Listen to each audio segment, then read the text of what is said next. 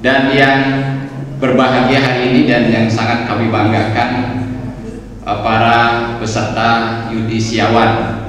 Ya, kita kasih aplaus dulu kepada para yudisiawan hari ini. Ya, kiranya aplaus itu sangat penting pada hari ini karena mereka 22 ini adalah yang terbaik dibandingkan dengan teman-temannya. Ya, ada sebagian dari teman-temannya yang tidak bisa melalui proses ini dengan baik dan masih ketinggalan.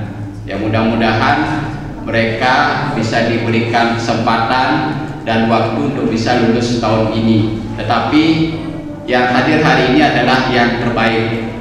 Jadi yang sebagaimana saya pernah sampaikan di awal dulu, bahwa penyelesaian skripsi itu yang baik itu adalah yang cepat selesai. Ya, jadi saya kira hari ini yang peserta hari ini hadir ini adalah orang-orang yang memiliki kualitas dari sisi proses dan substansi dari materi skripsi itu adalah yang terbaik. Dan para wisudawan perlu saya sampaikan beberapa hal yang Anda lewati, ya sebagaimana tadi sudah juga disampaikan oleh Mbak Mega ya, karena udah bersuami ya, udah bersuami ya Bu Mega ya. Jadi ada beberapa hal yang perlu saya sampaikan berkaitan dengan proses yang Anda lalui selama kurang lebih 4 tahun di kampus ini. Ya, saya kira itu suatu perjalanan yang tidak singkat dan tidak mudah ya. Ada proses yang harus Anda lalui dan itu merupakan bagian dari proses pembelajaran. Saya contohkan dalam penggarapan skripsi. Banyak teman-temannya gagal di situ. Bahkan sebagian kami juga minta maaf dari lembaga. Karena apa? Karena lembaga juga tidak mampu untuk menciptakan mereka menjadi berhasil dalam hal ini. Jadi kami dari lembaga juga minta maaf ya, karena tidak memiliki kemampuan untuk bisa mendorong mereka agar bisa cepat lulus sesuai dengan waktunya. Ada beberapa hal yang perlu saya sampaikan. Jadi proses itu adalah sangat penting. Untuk menghasilkan hal yang terbaik, maka harus dilalui dengan proses yang baik.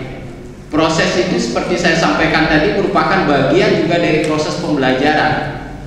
Apa yang saudara petik dari perjalanan bimbingan skripsi kemarin yang saudara lalui?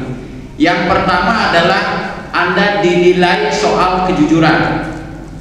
Ya, karena kesuksesan seseorang itu yang utama ditentukan oleh kejujuran orang.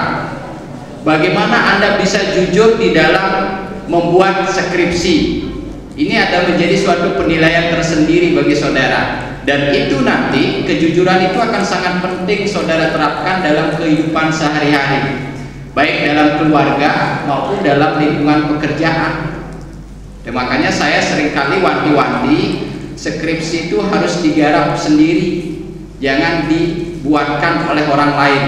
Itu adalah suatu penilaian tersendiri gitu. Jadi kejujuran itu modal utama untuk kita bisa sukses ke depannya. Ya, apalagi dalam dunia akademik.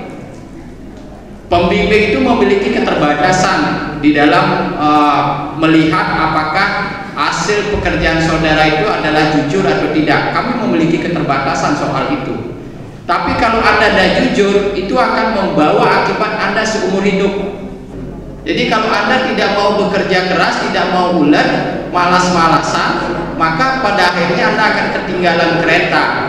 Ya, banyak di antara teman-temannya itu mengalami hal seperti itu. Ya, jadi penting sekali bagaimana saudara harus membiasakan diri membangun kerja keras dan keuletan tadi. Ya, termasuk di dalamnya adalah kesabaran, kan begitu. Itu menjadi satu paket yang tidak bisa terlepaskan. Kemudian yang keempat itu adalah komunikasi. Ya, jadi komunikasi, membangun komunikasi ini penting juga nanti saudara akan terapkan dalam kehidupan di masyarakat nanti ya.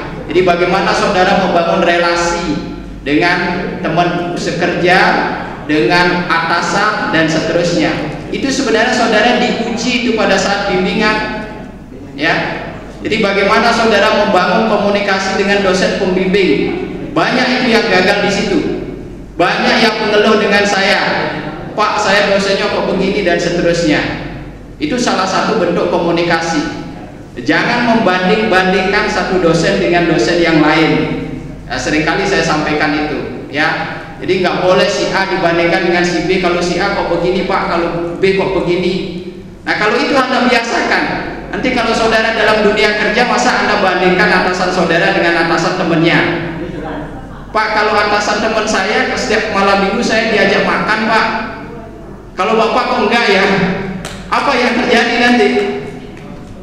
Ya jangankan dikasih makan, bisa hari itu juga Anda dipecat kan? Nah itu adalah salah satu pembelajaran gitu. Komunikasi, bagaimana caranya komunikasi dengan dosen, itu adalah proses yang harus Anda lalui. Membangun komunikasi, membangun jejaring itu sangat penting di dalam nanti saudara mengalami pekerjaan ya.